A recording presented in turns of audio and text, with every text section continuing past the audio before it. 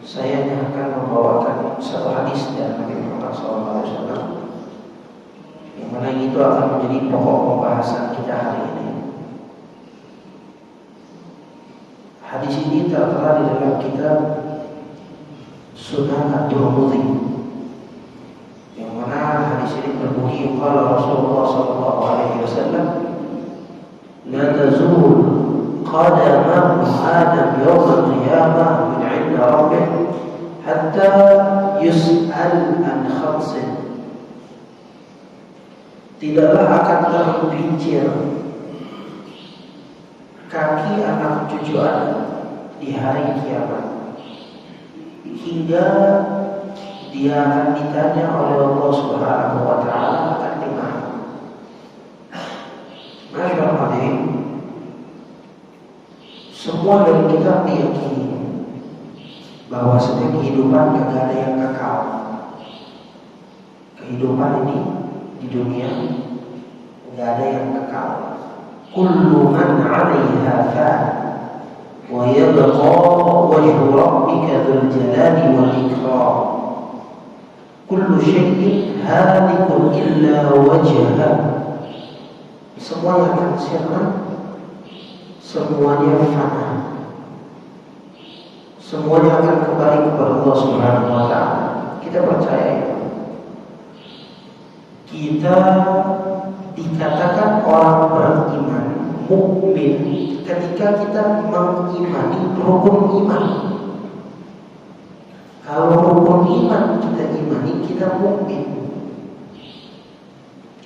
Di antara rukun iman yang kita imani adalah al-iman bil yaumil akhir, beriman kepada hari akhir yang di dalamnya ada kematian, ada alam kubur, pertanyaan malaikat mungkar dan nakir, dibangkitkan dari kuburan, hasyrul ajsad ilal mauqif, penggiringan manusia kepada mahsyar. Wasiqal ladzina taqaw ilal jannati zumara wasiqal ladzina kafaru ila jahannam zumara. Digiring semua oleh Allah Subhanahu wa taala, dikumpulkan. Kelak setelah itu juga ada yang namanya haud, telaganya Rasulullah. Ada jembatan Sirat. Ada timbangan amal. Semua ini kita yakini karena kita bukan orang-orang yang tidak beriman kepada Allah, yang mengatakan wa qalu in hiya illa hayatuna dunya namutu wa nahya wa ma yuhlikuna illa dahr.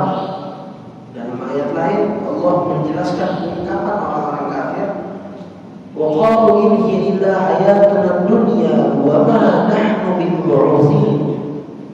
Hidup ya udah, ini hidup deh, mati kelar, selesai. Kalau kita mati nggak kelar, pertanggungjawabannya kehidupan hakikinya baru dimulai. Ada kebangkitan. Wa qalu wa idza kunna 'idhaman wa rufatan a inna lamab'uthuna khalqan jadida. Sampai mereka itu mengatakan kita ini udah jadi tulang belulang, udah jadi debu, udah habis. Masa dikumpulin lagi oleh Allah Subhanahu wa taala? Makanya di surah Al-Qiyamah Allah menjelaskan panjang lebar tentang hari kiamat. Lalu Allah juga menjelaskan tentang bagaimana manusia diciptakan. Tujuannya untuk apa? Allah sebutkan panjang lebar satu surat. Tujuannya ada di akhir ayat. Alaysa dzalika biqadirin 'ala an yuhyiyal mauta. Bukankah hal ini semua Allah menjelaskan, Allah yang menciptakan jari jemari, Allah yang menggabungkannya, Allah yang tarakkan, yang membuat kita ini semuanya telah telah didesain serapi mungkin, berbentuk, udah nyambung semuanya Allah semua. Wa khalaqa fasawwa. Walladzi khalaqakum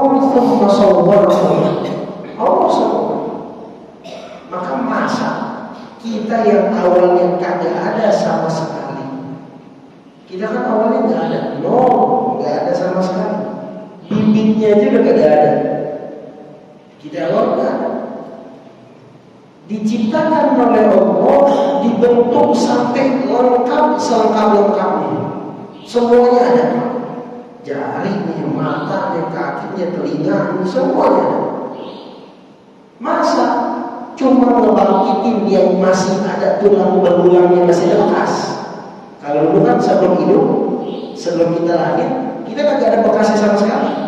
Sebelum ada sperma yang terkeluar, kita nggak ada sama sekali. Masa ini cuma ada bentuk Allah nggak mampu untuk bangkitkan lagi. Tadi saya tadi kami kawan ini ada ayat maka dari sini kita yakin, kita sepakat dengan keimanan kita, karena kita semua mukmin, kita percaya ada yang namanya hari kebangkitan untuk pertanggungjawaban amal. Faman ya'mal mithqala dzarratin khairan yarah, wa man ya'mal mithqala dzarratin syarran yarah. Fa amma man thaqulat mawazinuhu fa huwa fi 'ishatin radiyah, wa amma man khaffat mawazinuhu fa ummuhu hawiyah, wa ma adraka ma hiya narun hamiyah. Ini menjelaskan tentang adanya hari kebangkitan untuk pertanggungjawaban amal. Faman thaqulat mawazin timbangan. Faman uti kitabahu biyamini, tentang kitab. Faman ya'mal mithqala dzarratin khairan yarah, semua akan dipertanggungjawabkan oleh Allah amalan kita. Jadi semuanya percaya dengan hari kebangkitan. Nah, ketika dibangkitkan oleh Allah Subhanahu wa taala, ada yang selamat, ada yang kagak. Dibangkitin, semuanya dibangkitin. Cuma ada yang selamat sehingga dikirim ke surga. Wasiqal ladzina taqaw ilal jannati zumara. Ada juga yang dikirimnya bukan ke jannah, bukan ke surga, gagal dia, sehingga dikirimnya ila jahannam, ke jahannam, ke neraka. Kenapa? Karena ketika diinterogasi ya Allah, kan tadi dipertanggungjawabkan amal. Ketika diinterogasi, dia nggak bisa jawab, bingung. Karena dia nggak bisa jawab, nggak ada jalan lain, sehingga dia harus disiksa. Apa saja yang akan ditanya oleh Allah Subhanahu Wa Taala? Nah, di hadis ini disebutkan. Tujuan kita membahas hadis ini agar kita sudah memiliki persiapan ketika mendapati pertanyaan itu. Kalau di kuburan kan kita semuanya udah hafal pertanyaannya. Man rabbuka, man nabiyyuka, ma kitabuka, ma qiblatuka, kita udah hafal. Tapi bukan dengan hafalan Pak. Ya, kita kalau kata pengabar kita mulai kan berbeda, bingung mau ngomong apa. Ditanya kayak gini susah mau jawabnya. Apalagi dia ketemu dengan Allah Subhanahu Wa Taala. Jadi ketika di yaumil kiamah udah dibagi, yang nanya langsung Allah. Nah, ketika ditanya tersebut itu kan ada pengacara. Kita nggak bisa mengundang pengacara untuk membantu jawaban. Kata Nabi Muhammad, "Ma minkum illa sayukallimahu rabbuh." Tidaklah salah satu dari kalian kecuali pasti akan diajak bicara oleh Allah. Walaysa bainahu wa bainahu tarjuman. Dan di antaraku dan di antara Allah itu tidak ada tarjuman. Tidak ada yang namanya tarjuman ini penerjemah, pengacara, juru bicara juga enggak ada. Yang ngomong langsung kepada Allah adalah kita sendiri. Walaysa bainahu wa bainahu tarjuman. Jadi kita ngomong, kita yang jawab. Ada 5 pertanyaan. Ada khamsin, hatta yus'al al-khamsin. Yang pertama yang ditanya oleh Allah Subhanahu Wa Taala adalah an umrihi fima afna. Umurnya dihabisin buat apa? Itu pertanyaan pertama. Kita hidup berapa tahun? 60 tahun dikasih ngomong, 50 tahun, 40 tahun, oke? Dihabisin buat apa itu? buat dunia, buat poya-poya doa, buat senang-senangan doa, atau buat akhirat. Dihabisi untuk memberi manfaat kepada orang atau memberi mudarat kepada orang. Dihabiskan untuk beribadah atau dihabiskan untuk bermaksiat. Ini ditanya. Tidaklah salah satu dari kita wafat kecuali akan mendapat pertanyaan ini dari Allah. Menjawab. Ditanya, sholat subuh kagak? Iya, orang lupa. Ketiduran. Emang bisa jawab gitu sama Allah? Depan polisi aja kita bingung mau jawab apa kalau keruasi. Kebingungan, lama kan?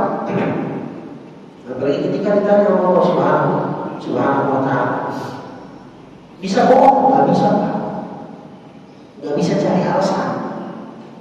Al-yawma nakhtimu ala afwahihim wa tukallimuna aydihim wa tashhadu arjuluhum bima kanu yaksibun.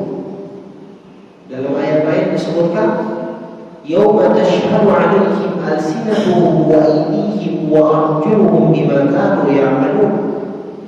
Yang akan menjadi saksi kakinya kita, tangannya kita, tangan yang bakal ngomong ya Allah, nih hidungnya ini dihabisin buat pukul orang lain, buat malakin. Kaki juga ngomong ya Allah, ya orang hidungnya dihabisin buat cuma jalan ke tempat maksiat aja, kagak pernah di kaki dibawa ke masjid sama sekali. Bukan hanya itu, ternyata kulit kita juga ngomong. Kulit yang sangat kita sayangi, dikasih skincare lah, pas mandi dikasih sabun, dikasih obat. Terkadang kalau misalnya orang yang lagi sakit kulit, mama yang terkadang saking ngerawat dia pakai make up, pakai skincare, pakai ini, nggak tahunya malah ngeberatin kita di akhirat. Wa qalu li juludihim lima syahidtum 'alaina. Kita akan ngomong kepada kulit kita, kenapa itu jadi ngeberatin kita? Gua udah sayang dulu pas masih hidup, kok malah dijadiin berat sih? Kok lu malah jadi saksi, bukan saksi yang ngomong, saksi yang ngeberatin? Kulit bakal ngomong, qalu antaqallahu alladhi antaqa kulla syai'. Yang membuat kami ngomong bukan kami sendiri, Allah yang membuat kami ngomong. Mau gimana lagi? Ya, jadi semua ini akan ditanya dan akan menjawab. Maka dari ini masyarakat hadirin, as-salafus saleh itu sangat menjaga waktu mereka. Mereka nggak mau waktu mereka terbuang dengan sia-sia, nggak mau sama sekali. Karena Ahmad Al-Qas, beliau kalau di dalam perjalanan, saking nggak mau waktunya terbuang sia-sia, itu beliau kalau berjalan pasti bawa murid, bukan untuk pegangin barang, bukan untuk pegangin sendal, pegangin tas, bukan. Dia bawa muridnya, tujuannya adalah ketika ada waktu senggang, muridnya baca kitab, dia dengerin. Jadi nggak mau ada waktu yang sia-sia terbuang. Dan ini yang dilakukan oleh Nabi Muhammad SAW. Padahal udah agak ada dosa lagi, surga jaminan. Surga gak bakal dibukakan kecuali Nabi dulu yang masuk. Tapi waktu Nabi gak ada yang terbuang sia-sia, semuanya bermanfaat. Mereka sangat mengetahui kullu nafasin min anfasika jawhara la qimata lah. Setiap nafas yang terhembus dari diri kita ini adalah permata yang kagak ada harganya. Karena kalau permata itu hilang, gak bisa diganti. Sekarang pukul 5.35 kita ulang lagi, itu gak bisa. Sama kita itu gak bisa. Maka ketika orang udah tahu harganya waktu, harganya umur, maka mereka tidak akan mengatakan dengan hal yang sia-sia, menggunakannya dengan hal yang ada manfaat.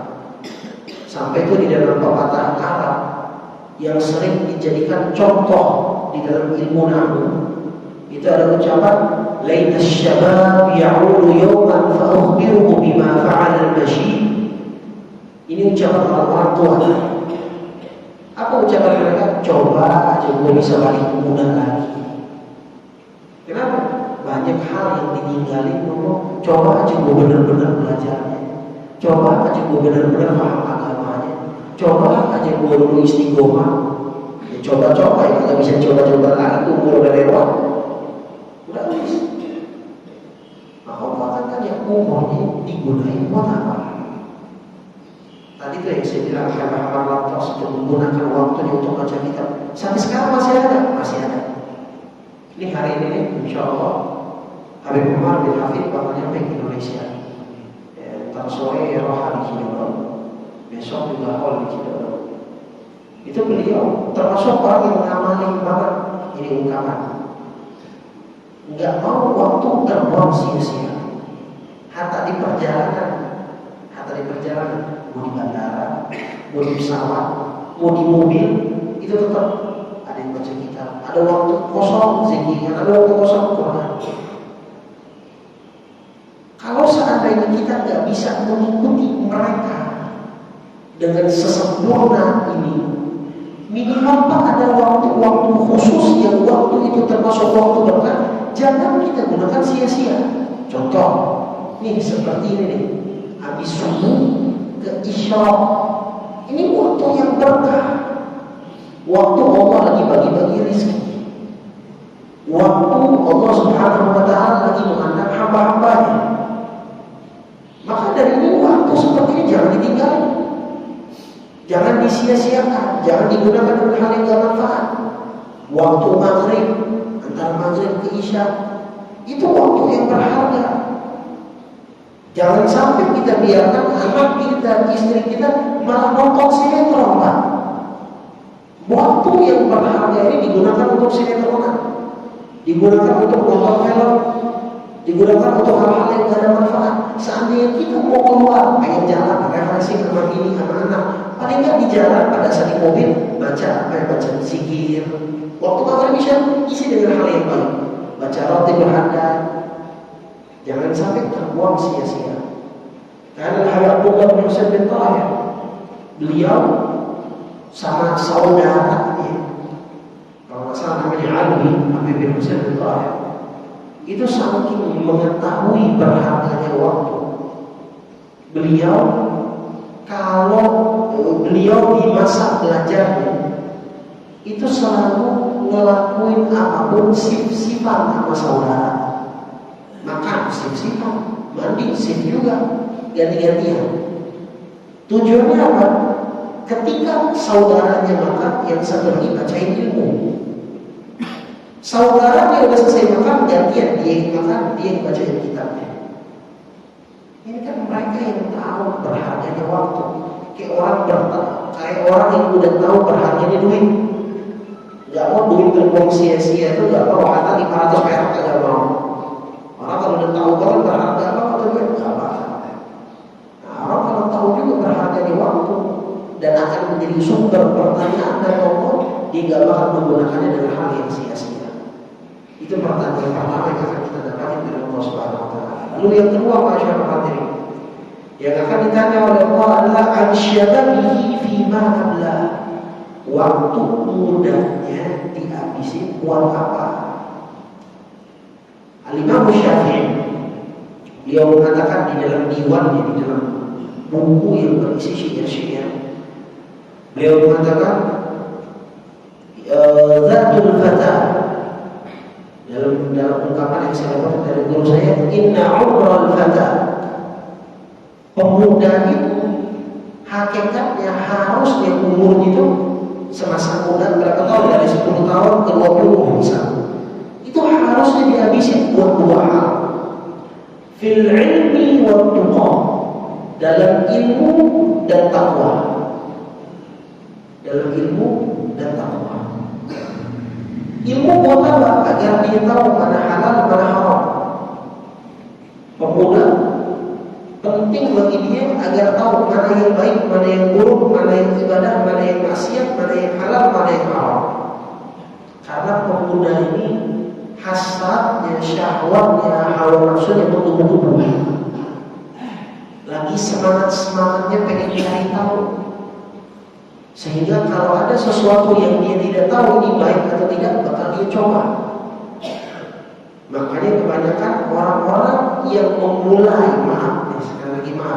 memulai merokok itu biasa di zaman muda. Kenapa? Coba-coba. atau ajakan dari teman, penasaran, mulai dari situ. Dan itu juga nggak sedikit melihat banyak pemuda yang terjerumus kepada narkoba, terjerumus kepada perzinahan, kepada perjudian, dimulai dari apa? Penasaran, dan dia nggak tahu ini halal atau haram. Sudah keasikan, sudah terjerumus, sudah kotor, mau balik lagi kepada bersih itu susah. Apalagi kalau pertemanannya kagak baik. Maka disebutkan Imam Syafi'i, pemuda itu harus belajar ilmu. Maka kita kalau punya anak, boleh benar-benar dihabisin untuk hidup mereka buat ilmu dulu. Itu yang pertama. Tapi kalau cuma ilmu doang, Pak, nggak ada takwanya, poin yang kedua kata Imam Syafi'i, ini juga percuma. Banyak orang tahu halal dan haram, tapi hantam. Banyak orang tahu itu adalah maksiat, tapi ayo jadi. Yang penting enak, yang penting mendapatkan keuntungan. Muhammad gak apa-apa deh, tak tahuan. Inilah yang dikatakan oleh ulama seperti ulama sunnah. Dia tahu ilmu, alim, tapi malah melakukan hal yang haram. Dia tahu ini haram, malah dicoba. Dia tahu ini haram, malah dihalalin. Karena gak ada takwanya. Takwa inilah yang membuat seseorang merasa takut kepada Allah ketika melihat hal yang halal. Ini adalah sesuatu yang diridhoi oleh Allah. Melihat yang haram ini yang dimurkai oleh Allah, dia takut. Dan dia benar-benar merasa muraqabatullah, Allah ngeliatin dia. Makanya Sayyidina Ali ketika mengartikan takwa itu diantaranya kata beliau, al-khawfu minal jalil, takut kepada Allah. Kalau pemuda udah dicekokin, disuapin dengan ilmu, terus ditambahin dengan takwa, Pak, mau kita taruh di tempat yang penuh maksiat sekalipun kita tenang. Oh, dia mau belajar, kuliah kemarin, kuliah ngambil bidang agama di Amerika misalnya. Kita ajarkan udah ilmu dasarnya, terus dia ada takwa, gak bakal terpengaruh dengan pemikiran-pemikiran yang menyesatkan, gak bakal terpengaruh dengan yang namanya pergaulan yang menyimpang, gak bakal. Karena ada Allah dalam hatinya, dan ini yang terjadi di sahabatus Nabi. Dan ini yang terjadi di mereka. Kenapa? Dari kecil terdidik dengan takwa, habis jadi polisi dengan ilmu. Makanya kata Imam Syafi'i, idza lam yakuna, kalau pemuda enggak ada dua ini, hidupnya buat main game aja, buat nongkrong aja, buat tempat kopi aja, kopi mau hidupnya. Lu ngapain masa muda jadi tanya ngopi aja. Maka ketahuilah, kalau orang pemuda kayak gini, kata Imam Syafi'i, fala atibara lidzati, maka ini pemuda kagak ada artinya, kagak ada manfaatnya. Fala atibara lidzati, kata Imam Syafi'i. Wah, juga di dalam syair yang sama lebih tegas lagi Imam Syafi'i mengatakan, wa man fatahu ta'lim waktu syababi, kalau ada pemuda umur mudanya kagak dihabisin buat belajar, fakabbir alaihi arba'an liwafati, udah ini pemuda takbirin aja 4 kali. Apa arti takbir 4 kali? Ini jenazah jalan, takbirin aja kayak pocong. Ya kata Imam Syafi'i, pocong ini. Cuma kebetulan masih ada nyawa aja, takbir Allah Akbar, Allah Akbar. Habis itu orang isyhadu annahu min ahlil khair, udah mati kan. Itu kata Imam Syafi'i, fakabbir alaihi arba'an liwafati. Karena buat apa kalau pemuda nggak dihabisin buat ilmu? Ya, buat apa kalau misalnya nggak dihabisin buat ilmu? Jadi waktu muda adalah waktu yang paling hebat untuk menunjang masa depan. Bukan hanya masa depan di dunia, biar dapat duit sukses, dapat duit banyak, bukan, tapi juga masa depan di akhirat. Makanya di dalam hadis yang ketika Nabi Muhammad menjelaskan sab'atun yudhilluhumullah yawma la dhilla illa dhilluh, ada 7 golongan yang akan ditolong oleh Allah Subhanahu wa taala. Di antara 7 golongan tersebut adalah syabun nasya'a fi ibadatillah, seorang pemuda yang tumbuh di masa mudanya di dalam ibadah kepada Allah. Cuma yang zaman sekarang pemuda masih mikir, ya ini kan masih muda, mumpung masih muda, masa muda nggak balik lagi. Iya nggak balik lagi. Emang lu ngejamin lu bakal nyampe ke masa tua? Saya punya teman umur 17 tahun meninggal. Ada juga teman saya umur 13 tahun meninggal. Nggak ada yang ngejamin. Bahkan ada teman saya umur 17 tahun itu daerah aku meninggal di depan saya banget kecelakaan. Nggak ada yang ngejamin. Kita nggak ada kepikiran bahwa saya ini bakal meninggal. Nggak ada kepikiran sama sekali. Orang kemarinnya belanja barang buat beli baju lebaran, sandal lebaran, udah belanja. Tiba-tiba kecelakaan, malam lebaran. Padahal besok udah ada rencana mau ini, mau sholat di sini.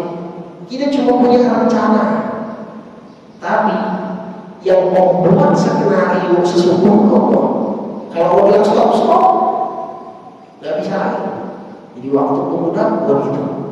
Itu poin kedua yang akan ditanya Allah. Lalu yang ketiga dan yang keempat, karena ini pembahasannya sama, yang akan ditanya Allah Subhanahu Wa Taala an-mali, harta. Fima iktasabahu wa fima anfaqa. Hartanya dapat dari mana? Ya, hartanya dapat dari mana? Oh, dapat dari yang halal, bagus. Digunakan buat apa? Digunakan buat jadi orang lain. Dapat gaji, bagus. Kerja halal, tapi gajinya digunakan buat jadi orang lain, sama aja. Atau dapatnya dari yang haram, dikasih makan kepada anak bininya dia. Ini yang dipertanggungjawabkan di hadapan Allah. Ya, akan dipertanggungjawabkan di hadapan Allah Subhanahu Wa Taala. Walaupun bentuknya nasi, tapi duitnya dari duit yang haram ditanya. Jadi kita nggak bisa mengumpulkan hanya halal dari apa? Dari zatiyahnya, dari makanannya. Tapi akan ditanya dari Allah Subhanahu Wa Taala, ini dapat dari mana? Makanya setiap kali sholat Jumat, ketika imam membaca surah Al-Ataq haditsul ghasyiyah, di akhir ayatnya itu kan inna ilaina iyabahum, thumma inna alaina hisabahum. Itu kan kita doa dianjurin. Ya, di dalam ilmu ulumul Quran kita dianjurkan doa pas inna ilaina iyabahum, thumma inna alaina hisabahum. Kata Allah, kalian akan kembali kepada kami dan juga kalian akan dihisab. Kita doa, Allahumma hasibni hisaban yasira. Maka di imam terkadang ada jeda sedikit di situ, belum langsung hukum. Karena pas dibilang bakal dihisab, kita minta ya Allah jangan panjang-panjang ya Allah hisabnya. Ada ulama lagi yang ngatain minta Allah jangan nanggung, jangan diminta hisab yang pendek, tapi bilang sekalian ya Allah, aku minta masuk surga tanpa hisab. Karena di dalam kitab Maulid An-Nibah ini disebutkan thuluthun yadkhuluna al-jannata bighairi hisab. Ada sepertiga kelompok yang masuk surga tanpa hisab. Kita minta Allah jangan minum. Jadi akan ditanyakan Allah hisab itu. Ada sangat banyak. Makanya kita nih kalau mau makan minimal dari yang makan dulu nih. Kalau kita mau makan sesuatu selektif, jangan sembarangan makan. Orang zaman sekarang cuma melek kesehatan, tapi nggak melek halal dan haram, nggak melek yang syubhat. Tapi kalau sehat, ini mah kolesterol, tahu banget dia kolesterol. Wah ini mah jangan dimakan, ini mah bisa nimbulin asam urat, tahu deh. Tapi dia nggak tahu ini halal atau haram, nggak tahu, atau syubhat, nggak tahu ini makanannya. Ya, padahal hal yang haram inilah ketika dia makan, ini membuat doa dia nggak diterima. Wajar kalau kita doa terus ya Allah utang banyak, minta ya Allah bantu utang, tapi lunasi utang, tapi nanti utang lu. Ya Allah pengen pekerjaan, gak ada berapa. Ya Allah pengen kawin nih, malah jomblo selama-lama nih. Sampai sekarang kagak kawin-kawin. Kalau misalnya kita merasakan setiap kali doa kagak dikabulin, dia apa yang masuk ke perut kita? Dan juga kalau misalnya kita melihat anak bini kita kagak soleh dan soleha, maka perhatikan kita ngasih mereka makan dari makanan apa? Ini faktor besar.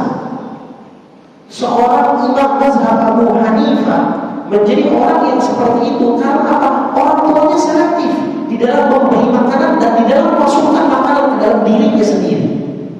Sehingga Abu Bakar kayak gitu karena selektif di dalam memilih makanan. Bukan makanan doang, gue pengen daging doang, aku ayam. Bukan selektif itu nih, halal dan haram dia. Halal dan makanannya haram. Itu akan ditanya oleh Allah Subhanahu wa Ta'ala. Makanya hati-hati. Khusus di masalah makan paling enak udah sekarang adalah MUI. Ikutin aja. Cari makanan yang udah ada level MUI-nya. Kalau nggak ada, pastikan dulu ini benar-benar halal atau tidak. Saking cari tahu apa aja yang terkadang membuat makanan bisa halal. Cari tahu, telusuri. Jangan cuma menelusuri masalah-masalah politik, menelusuri cuma masalah-masalah keuangan, tapi masalah ini yang lebih penting. Sampai disebutkan oleh Nabi Muhammad, kalau ada orang masuk ke dalam perutnya hal yang haram walaupun bentuknya nasi tapi dan duit yang haram, la yataqabbalu minhu arba'ina yawman. 40 hari amalannya ditolak oleh Allah. Ya kita sholat dengan ngantuk Pak, kayak gini Pak. Sholat subuh udah datang, udah capek-capek, udah etika, udah kajian, gak diterima. Ya cuma ngumpulin kewajiban doang, tapi gak diterima oleh Allah. Ma yataqabbalu minhu arba'ina yawman. Lalu yang terakhir, masyarakat ini sebagai penutup, yang akan ditanya oleh Allah Subhanahu wa Ta'ala adalah mada amila fima alima. Kita belajar ilmu. Nih saya masuk tadi subhanallah di dalam kepala paling enak udah. Tuh di situ ada banner gede banget kajian hampir setiap hari full. Makan ini siapa, pukul ini siapa, pagi, maghrib, isya, udah ada semua. Cuma itu Pak bukan cuma untuk isi waktu kosong. Lagi nggak ada waktu, lagi nggak jelas, lagi gabung, mau ke masjid aja dan duduk. Bukan itu aja. Tapi ilmu yang didapatin itu hakikatnya untuk diamalin, untuk diterapin. Oh udah tahu nih masalah makan, bukan malah balik malah beli yang haram lagi. Udah tahu nih, wah muda, saya masih muda, harusnya bisa berilmu dan takwa. Ya udah kajian ilmu dan takwa, bukan malah balik main Mobile Legends lagi. Nih kebetulan libur 1 minggu dari jam 7 pagi sampai jam 12 siang Mobile Legends, main game aja. Habis waktu libur itu, artinya dia datang ke sini agak ada manfaat. Makanya akan ditanya oleh Allah Subhanahu wa Ta'ala yang kelima, mada amila fima alima. Dia tahu ilmu terus diamalin atau kagak? Diamalin atau kagak? Makanya dalam Al-Quran khususnya mengajak dan memberikan ancaman kepada orang-orang yang pendakwah, orang yang ngajak orang lain. Kata Allah, ya ayyuhalladzina amanu lima taquluna ma la taf'alun. Kenapa kalian cuma ngomong doa tapi kagak diamalin? Itu akan ditanya oleh Allah. Makanya ancaman untuk orang alim tapi tidak mengamalkan ilmunya itu lebih dahsyat daripada orang awam. Orang awam kalau misalnya dia nggak mengamalkan karena dia kagak tahu ilmunya, aman tenang. Orang kagak tahu bahwasanya merokok di bulan puasa itu batal puasa. Dia nggak tahu, dia tahunya yang nggak boleh itu makan minum, jadi dia kagak puasa. Tapi dari depan rumahnya karena puasa, bingung mau ngapain? Itu bos lompat, bukan mau bungkus lagi dia habisin. Merokok terus, dia kagak tahu. Maka ini jahil ma'lum, dimaafkan karena dia kagak tahu. Tapi orang yang udah tahu masih mengamalkan, Imam Ibn Ruslan di dalam kitab Shafa'atu Zubar dia mengatakan, fa'alimun bi'ilmihi lam ya'malan mu'adzabun min qabli ubadil wazan. Orang yang alim, tahu ilmu, tahu haram, tapi masih dianggap aja sama dia, maka dia akan diazab oleh Allah sebelum para penyembah berhala. Penyembah berhala diazab oleh Allah karena dia menyekutukan Allah, syirik kepada Allah. Wajar dia kagak tahu. Lah kita udah tahu ilmu, udah tahu haram, malah dilakuin. Ini akan membuat kita diazab lebih dulu dari mereka. Wa'adzakum min qabli rabbanil ghafar. Bahkan dalam surah Al-Baqarah Allah katakan atamuruna an-nasa bil birri wa tansawna anfusakum. Masa ini cuma ngomong doang tapi kagak ngamalin, karena hakikatnya ilmu yang paling penting diamalin. Ya. Jadi sebagai kesimpulannya Pak, kita harus persiapkan 5 ini. Kalau 5 ini kita persiapkan, insya Allah akan memudahkan kita untuk masuk ke dalam surga Allah. Karena dalam hadis Nabi mengatakan, la tazulu qadam ibn Adam. Tidaklah tergelincir kaki anak cucu Adam di hari kiamat, maksudnya masuk ke dalam neraka, kecuali kalau dia tidak bisa jawab 5 pertanyaan ini. Pertanyaan pertama tadi adalah tentang bagaimana umurnya dihabiskan. Yang kedua, masa mudanya digunakan untuk apa. Yang ketiga, hartanya dari mana, dan keempat, digunakan untuk apa, dinafkahkan kepada siapa, diberikan kepada apa, atau memfasilitasi hal yang haram, memfasilitasi kepada hal yang tidak diridhoi Allah. Itu yang keempat. Dan yang kelima, udah tahu ilmu tapi kenapa kagak diamalin. Jadi kita akan melewati dua pertanyaan di kuburan dan juga di hadapan Allah ketika di yaumil qiyamah. Insya Allah kita diberikan kemudahan untuk melaksanakan apapun yang telah diperintahkan oleh Allah kepada kita, dan insya Allah kita dijaga dari hal-hal yang haram, dimudahkan untuk melaksanakan ibadah, dan tidaklah masuk ke dalam perut kita kecuali hal-hal yang benar-benar murni dan jelas halalnya. Amin ya rabbal alamin.